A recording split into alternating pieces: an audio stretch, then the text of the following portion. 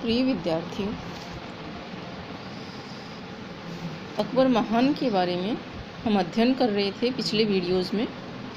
इनमें हमने अकबर की विजयों के बारे में, उसकी उत्तर पश्चिमी सीमांत नीति के बारे में, उसकी राजपूताना विजयों के बारे में, और जो इससे पहले वाला वीडियो था उसमें हमने अकबर की राजपूत नीति के बारे में अध्ययन किया था।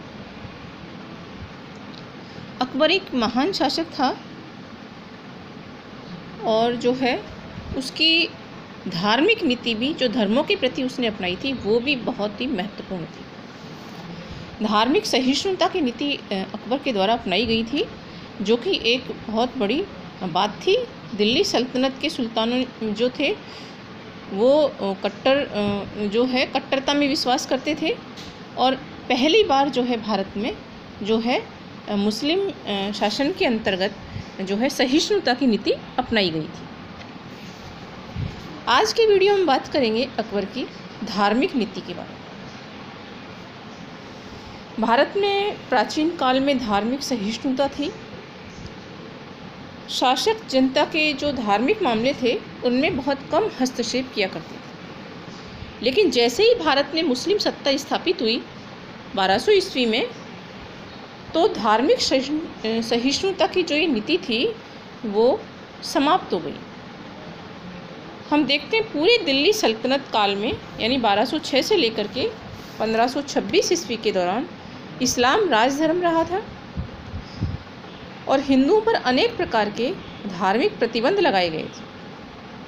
उनके मंदिरों को और मूर्तियों को तोड़ा गया था, उनके ऊपर जजिया कर भी लगाया गया था। फिरोज तुगलक इसका उदाहरण है। हिंदुओं को सरकारी नौकरियों से वंचित किया गया, और साथ ही उन्हें इस्लाम धर्म में दीक्षित करने के प्रयास भी। लेकिन जैसे ही अकबर ने सत्ता संभाली, उसने पूर्व प्रचलित इस नीति को बदल दिया। अकबर द्वारा धार्मिक सहिष्णुता की जो ये नीति अपनाई गई थी, उसके कई मूलभूत कारण थे। पहला कारण तो ये था कि अकबर के जो पिता थे वो सुन्नी थे, हुमायूं सुन्नी था। उसकी माता जो थी वो फारस की सिया थी, और अकबर का जन्म जो है वो एक हिंदू राजा के यहाँ हुआ था। इसलिए उसमें जो है अकबर में इन सभी के प्रति उदारता की भावना थी। दूसरा ये था कि अकबर का जो संरक्षक था बैराम खां, वो शिया था, और अकबर का जो अन्य जो शिक्षक था शेख अब्दुल लतीफ़, उसको भी अकबर पर काफ़ी प्रभाव था, और वो भी जो है धार्मिक मामलों में बहुत उदार थे। इसके बाद जो है इस सहिष्णुता की नीति में जो अगला जो तत्व था वो था अकबर के समय, राज्यारोहण के समय की जो स्थिति थी वो बड़ी नाजुक थी। मुस्लिम अमीर जो है विश्वासघात अपना रहे थे, विद्रोहपूर्ण रवैया अपना रहे थे, और उसके खुद के जो संबंधी थे अकबर के, वो भी जो है उसका साथ नहीं दे रहे थे। इससे अकबर ने जो है अन्य जो धर्म है उनके प्रति भी सहिष्णुता की जो भावना है उसको अपनाने का निश्चय किया। तो इन सभी कारणों की वजह से जो है अकबर में धार्मिक सहिष्णुता की नीति का बीजारोपण हुआ। 1562 ईस्वी में जब अकबर ने आमेर राजवंश से वैवाहिक संबंध स्थापित किए, तो इसका प्रभाव भी अकबर की उदार नीति पर पड़ा, और अकबर उदारता की इस नीति को अपनाने के लिए प्रेरित हुआ। उसके यहाँ हिंदू स्त्रियों की उपस्थिति, हिंदू अधिकारियों से संपर्क, और उस समय के भक्ति आंदोलन ने भी अकबर की इस धार्मिक सहिष्णुता की जो नीति थी उसको आगे बढ़ाया। अकबर ने अपनी इस धार्मिक सहिष्णुता के जो प्रदर्शित करने वाले कई कार्य किए। उसने 1562 ईस्वी में जब वो 20 वर्ष का था, तभी एक आदेश जारी करके उसने हिंदू युद्ध बंदियों को जबरदस्ती इस्लाम में दीक्षित करना जो है वर्जित कर दिया। इसके बाद 1563 ईस्वी में अकबर ने हिंदुओं पर तीर्थ यात्रा कर समाप्त कर दिया और इसके एक वर्ष बाद 1564 ईस्वी में उसने हिंदुओं पर जो जजिया कर लगता था, जो एक घृणित कर था, उसको समाप्त कर दिया। अकबर के इन कार्यों से जो है मुल्ला वर्ग जो है वो नाराज़ हो गया। वो सोच रहा था कि अकबर जो है शाही कोष जो है उसकी आमदनी को कम कर रहा है, लेकिन इन सब के बावजूद भी शाही कोष की आय कम हो जाने का खतरा उठाकर भी उसने गैर मुस्लिमों की प्रजा के प्रति जो भेदभाव बरता जाता था उसे समाप्त कर दिया। ये अकबर की बहुत बड़ी बात थी। उसने हिंदुओं को उच्च पदों पर नियुक्त किया। राजा टोडरमल को उसने माल गुजारी विभाग में उच्च पद पर नियुक्त किया। इसके बाद में 1562 ईस्वी में हिंदुओं के लिए शाही सेवा के द्वार खोल दिए। उसने राजा भारमल, उसके पुत्र भगवंत दास और कुंवर मानसिंह को शाही सेवा में उच्च पदों पर नियुक्त किया। कच्छुओं और अन्य राजपूतों के प्रति अकबर ने जो ये निष्ठा भक्ति दिखाई, अकबर के प्रति जो इन्होंने निष्ठा भक्ति दिखाई थी, उससे अकबर जो है इस बात के लिए प्रेरित हुआ कि दूसरे हिंदुओं के प्रति भी जो थे उनके प्रति भी यदि सहिष्णुता की नीति अपनाई जाए तो वो मुगल साम्राज्य के आधार स्तंभ बन सकते हैं। इसी के फलस्वरूप उसने टोडरमल को 1574 ईस्वी में अपने दीवान यानी वित्त मंत्री का जो सबसे बड़ा पद है उस पर नियुक्त किया। हम बात करेंगे अकबर के द्वारा धार्मिक सहिष्णुता की इस नीति के बढ़ते हुए सोपानों के बारे में। इसके बाद अकबर ने जो है धार्मिक सहिष्णुता की जो अपनी नीति थी, इसके लिए जो पहला प्रयास किया वो था इबादत खाने की स्थापना। यानी 1575 ईस्वी में अकबर ने एक प्रार्थना गृह इबादत खाना खोला। यहाँ अकबर दिन में 5 बार नमाज पढ़ता था। फतेहपुर सीकरी के अंदर अकबर ने इस्लाम धर्म के सिद्धांतों का ज्ञान प्राप्त करने के लिए ही 1575 ईस्वी में जो है यहाँ पर एक प्रार्थना गृह की स्थापना की थी। उसमें प्रत्येक गुरुवार को संध्या के बाद सभा होती थी और उस पर फिर किसी न किसी धार्मिक विषय पर चर्चा की जाती थी। इसमें जो है शेख, उलेमा और मुस्लिम अमीर भाग लेते थे। अकबर स्वयं यहाँ उपस्थित रहता था। इस चर्चा में उस अकबर ने देखा कि जो ये मुल्ला मौलवी और जो मुस्लिम विद्वान थे वो आपस में झगड़ते रहते थे, उनमें बहुत ज़्यादा मतभेद थे और जो है ये आपस में एक दूसरे के ऊपर गाली गलौज करने लगे थे, अनुशासनहीनता बढ़ी थी। इससे अकबर परेशान हो गया।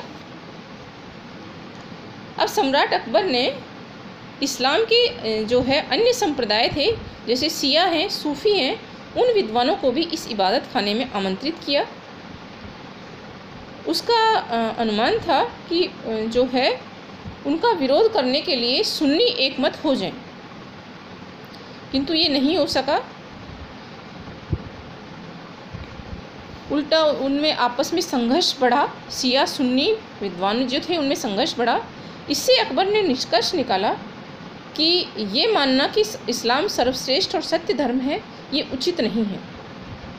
अतः अकबर ने इन बातों से परेशान होकर के 1578 ईस्वी में इबादत खाने के द्वार गैर मुस्लिम विद्वानों के लिए भी खोल दिए। अब यहाँ पर खुलकर के धार्मिक चर्चा होने लगी विभिन्न विद्वानों के बीच में।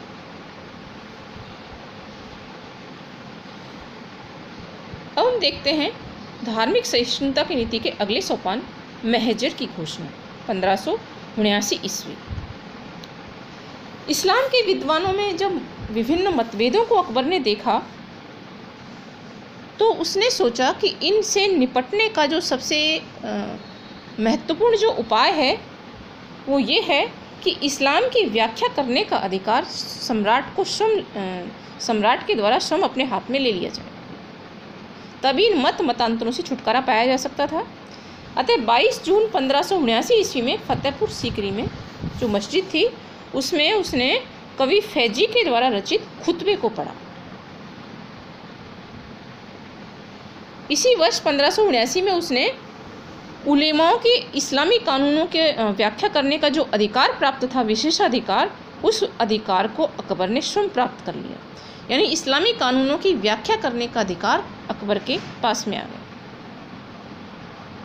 इसके लिए 2 सितंबर 1579 को प्रमुख उलेमाओं के द्वारा हस्ताक्षरित एक घोषणा पत्र जारी किया, जिसमें अकबर को मुस्लिम विधि विधान का मुख्य व्याख्याकार और निर्णायक घोषित किया गया। इसे महजर के नाम से जाना जाता है। जैसा कि डॉक्टर A.L. श्रीवास्तव बताते हैं, इस महजर से उलेमा और इस्लामिक विधि के प्रधान व्याख्याकार होने के अधिकार से वंचित हो गए। उलेमा वर्ग इस अधिकार से वंचित हो गया और ये अधिकार जो है अब अकबर के पास में आ गया था। इससे कट्टरपंथी जो उलेमा थे वो नाराज़ हो गए। उन्होंने अकबर पर विभिन्न प्रकार के अनर्गल आरोप लगाए और ये बात कही कि अकबर जो है इस्लाम के विरुद्ध कार्य कर रहा है और स्वयं जो है पैगंबर बनना चाहता है, लेकिन ये सही नहीं था। धार्मिक प्रश्न पर अंतिम निर्णय देने का उलेमाओं का ये अधिकार अकबर ने स्वयं ले लिया था, क्योंकि उस समय शिया सुन्नी आदि आपस में संघर्षरत थे और ये सम्राट के द्वारा ये अधिकार लिया जाना एकदम उचित था समय की परिस्थितियों के अनुसार। इसके बाद में अकबर ने जो है धार्मिक सहिष्णुता का पालन करने के लिए दूसरे जो धर्म थे उनका ज्ञान प्राप्त करने का भी प्रयास किया, क्योंकि अकबर मानता था कि केवल इस्लाम ही सही नहीं है, बाकी जो धर्म है उनमें भी सत्यता का अंश है। इबादत खाने के विचार विमर्श से ये स्पष्ट हो गया था। उसने जो अन्य धर्मों के जो विद्वान थे, जैन धर्म है, ईसाई धर्म है, पारसी धर्म है, इनके विद्वानों को भी जो है उसने आमंत्रित किया और इनके साथ में बैठ के करने लगा। इनके जो अच्छे अच्छे सिद्धांत थे उनको भी वो सीखने लगा। पारसी धर्म का ज्ञान प्राप्त करने के लिए उसने नवसारी से अनेक पारसी विद्वानों को आमंत्रित किया और इसका जो काफ़ी प्रभाव जो है अकबर पर पड़ा और इसी के फलस्वरूप उसने पारसियों का नौरोज़ का त्यौहार मनाना शुरू किया। जैन धर्म के प्रति जिज्ञासा शांत करने के लिए उसने हीर विजय सूरी, विजयसेन सूरी और जिनचंद्र सूरी जैसे विद्वानों को अपने यहाँ आमंत्रित किया। जैनियों के प्रभाव से ही उसने अपने यहाँ जीव हत्या कम कर दी और स्वयं शिकार खेलना जो है बंद कर दिया।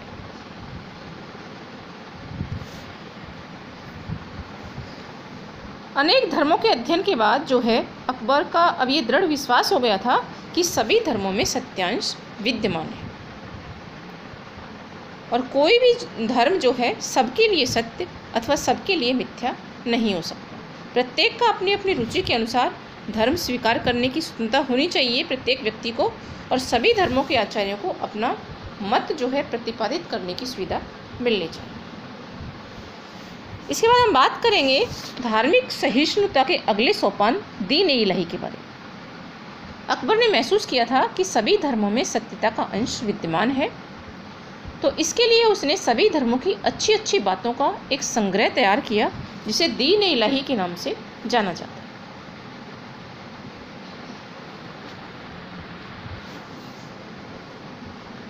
इस जो है अकबर जो है विभिन्न धर्मों के जो मतभेद थे उनसे परेशान हो गया था और इसके लिए ही उसने इस दीन-ए-इलाही का जो है निर्माण किया। उसने इसके लिए विभिन्न संप्रदायों के जो प्रमुख आचार्य थे उनसे भी विचार विमर्श किया और ऐसा एक प्रारूप बनाया जिसमें सभी धर्मों के गुण विद्यमान हों लेकिन अवगुण नहीं। इसे दीन-ए-इलाही का नाम दिया गया। उसने सभी मतों का समन्वय किया। इसकी रचना जो है सुलह कुल के सिद्धांत पर की गई थी। इसमें हिंदू, जैन, पारसी धर्मों के जो महत्वपूर्ण सिद्धांत थे उनको अपनाया गया था, शामिल किया गया था।